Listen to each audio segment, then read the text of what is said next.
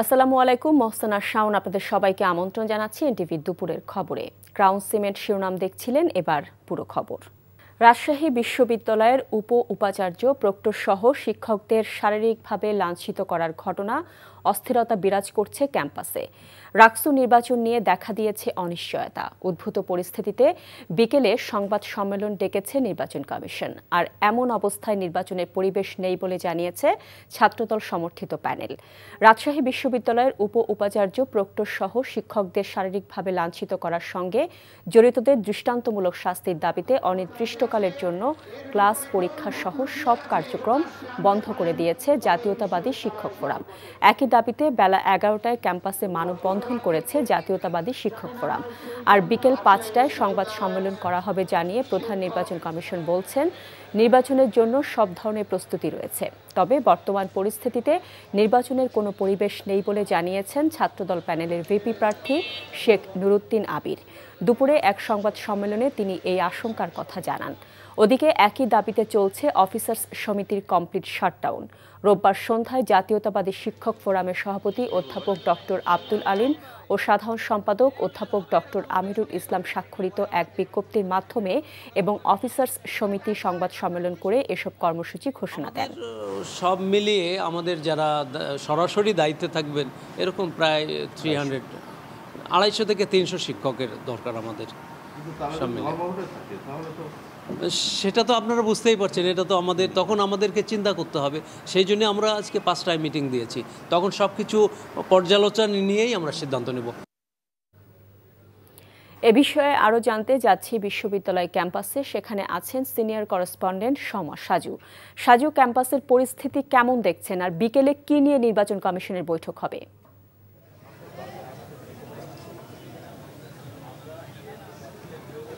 হ্যাঁ শাওন, ক্যাম্পাসে এখন যেটা দেখছি যে ক্যাম্পাসে শিক্ষার্থীদের উপস্থিতি তেমন নেই বললে চলে।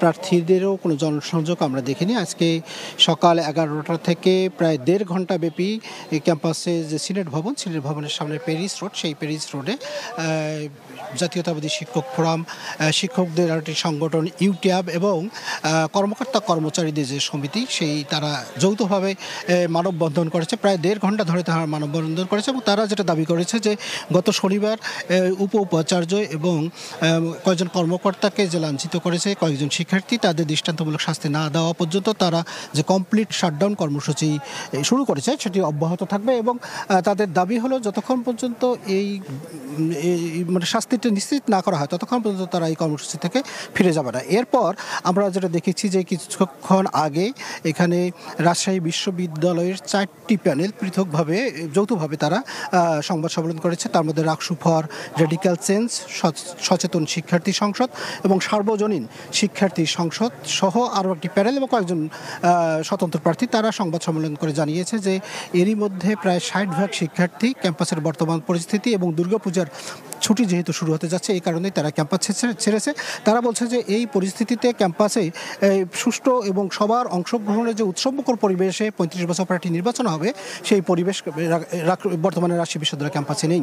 এই কারণেই তারা দাবি জানিয়েছে যে এই পরিবেশের কথা বিবেচনা করে নির্বাচন কমিশন যেন সিদ্ধান্ত নেয়। এর কিছুক্ষণ পর জাতীয়তাবাদী ছাত্রদলও যে ভিপি প্রার্থী তিনিও সংবাদ সম্মেলন করে আমাদেরকে বলেছেন যে আগামী দুর্গাপূজার পরে যেন এই নির্বাচনের আয়োজন করা হয়। তো সার্বিক পরিস্থিতি নিয়ে আসলে কোন পরিস্থিতিতে যাচ্ছে শিক্ষক কর্মকর্তা কর্মচারী যারা তারা নির্বাচনের দায়িত্ব পালন করবে কিনা, এইসব বিষয়ে নিয়েই আসলে মূলত বিকেলে নির্বাচন কমিশন বৈঠক ডেকেছে। সেই বৈঠকে নির্বাচন কমিশনাররা আলোচনার মাধ্যমে এবং ক্যাম্পাসের বর্তমান পরিস্থিতি সেই পরিস্থিতি পর্যালোচনা করে নির্বাচন কবে করা যায় সে ব্যাপারে তারা সিদ্ধান্ত নেবেন বলে আমাদেরকে জানিয়েছেন প্রধান নির্বাচন কমিশনার অধ্যাপক ডক্টর ফকির নজরুল ইসলাম।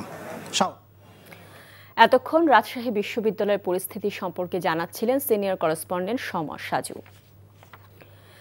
ডাকসু নির্বাচনে অতিরিক্ত ব্যালট পেপার ছাপানো, পোলিং এজেন্ট নিয়োগে অস্বচ্ছতা ও নিরাপত্তার দায়িত্বে থাকা ব্যক্তিদের বিরুদ্ধে পক্ষপাতের অভিযোগ করেছে ছাত্রদল সমর্থিত প্যানেল। সকালে ঢাকা বিশ্ববিদ্যালয়ের মধুর ক্যান্টিনে আয়োজিত সংবাদ সম্মেলনে বক্তব্য রাখেন ছাত্রদলের ভিপি প্রার্থী আবিদুল ইসলাম খান, জিএস প্রার্থী শেখ তানভীর বারী হামিম এবং এজিএস প্রার্থী তানভীর আল হাদি মায়েদ। তারা অভিযোগ করেন, সুনির্দিষ্ট অভিযোগ জানানোর পরও তা এড়িয়ে গেছে বিশ্ববিদ্যালয় প্রশাসন। 9 সেপ্টেম্বর ডাকসু নির্বাচনের দিন মিডিয়া ট্রায়ালের শিকার হয়েছেন দাবি করে আবিদ অভিযোগ করেন, সেদিন ছাত্রদলের প্যানেলের বিরুদ্ধে নেতিবাচক সংবাদ প্রকাশ করেছে কিছু গণমাধ্যম।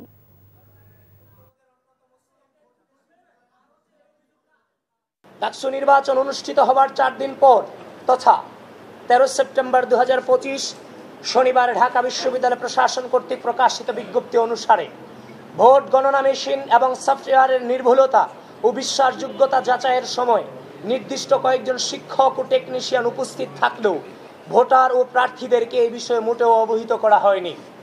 ভোট গণনার বিষয়ে ইতিমধ্যেই নানান অভিযোগ বিতর্ক সামনে এসেছে, কিন্তু একটি কার্যকর গণনা প্রক্রিয়া নিশ্চিত করা গেলে এই ধরনের বিতর্ক তৈরি হতো না। এবারে শারদীয় দুর্গাপূজায় পর্যাপ্ত নিরাপত্তা ব্যবস্থা নেওয়া হয়েছে জানিয়ে স্বরাষ্ট্র উপদেষ্টা মোহাম্মদ জাহাঙ্গীর আলম চৌধুরী বলেছেন, এবার উৎসবমুখর পরিবেশে পূজা অনুষ্ঠিত হবে। সকালে নারায়ণগঞ্জ শহরের মিশনপাড়া এলাকায় রামকৃষ্ণ মিশনের পূজা মণ্ডপ পরিদর্শন শেষে তিনি এসব কথা বলেন। এর আগে সার্বিক নিরাপত্তা ও প্রস্তুতি কার্যক্রম ঘুরে দেখেন উপদেষ্টা। বলেন, দুর্গাপূজাকে কেন্দ্র করে কোনো ধরনের নাশকতার শঙ্কা নেই, তারপরও ব্যাপক নিরাপত্তা ব্যবস্থা নেওয়া হয়েছে।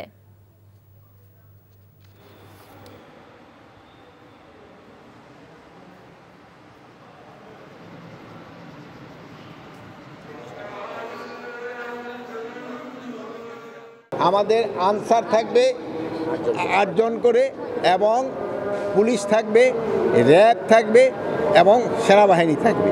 এর অধিকন্তু আমরা কিন্তু প্রায় 80,000 এই মহিলা এবং শিশু বিষয় মন্ত্রণালয় থেকে ভলান্টিয়ার রাখতেছি।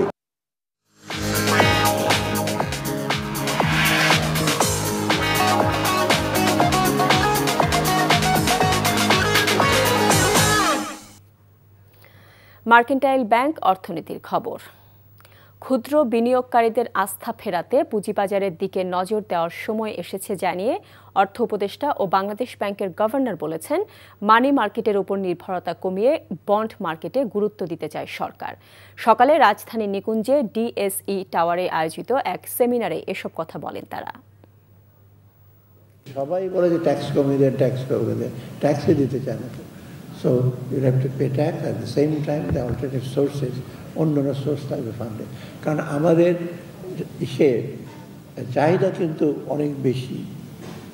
এডিপি বলেন, বড় বড় প্রজেক্ট বলেন, সবচেয়ে বেশি বড় চ্যালেঞ্জ আমাদের জন্য এখন যেটা আমি সোশ্যাল সেক্টরে ফাইন্যান্স করতে পারছি না, এডুকেশন, হেলথ। আমাদের অনেক কিছু করার আছে। আমাদের এই কর্পোরেট বন্ড মার্কেট নিয়ে আমরা কাজ করছি। Bangladesh bank and security exchange commission আমরা একটা রিপোর্ট তৈরি করেছি, খুব শীঘ্রই সেটা আমরা সরকারের কাছে পেশ করতে যাচ্ছি with a full set of recommendations, যেখানে কর্পোরেট বন্ড এবং গভর্নমেন্ট বন্ডের চাহিদা কিভাবে বাড়ানো যায় সেই দিকে আমরা পলিসিগত স্পেসিফিক রিকমেন্ডেশন করব, এবং অ্যাট দ্য সেম টাইম কীভাবে বন্ডের সরবরাহগুলো আমরা বাড়াতে পারি সেই আলোচনাটাও সেখানে আছে এবং রিকমেন্ডেশনগুলো থাকবে। এই ছিল দুপুরের খবরে। এই খবরের ভিডিও সহ আপডেট জানতে ভিজিট করুন এনটিভি অনলাইন www.ntvbt.com। এছাড়াও এনটিভির জনপ্রিয় সব অনুষ্ঠান ও খবরের আপডেট জানতে ভিজিট করুন আমাদের ইউটিউব ও ভেরিফাইড ফেসবুক পেজ। 5টায় দেশের খবর দেখার আমন্ত্রণ রইল। এতক্ষণ সাথে থাকার জন্য সবাইকে ধন্যবাদ।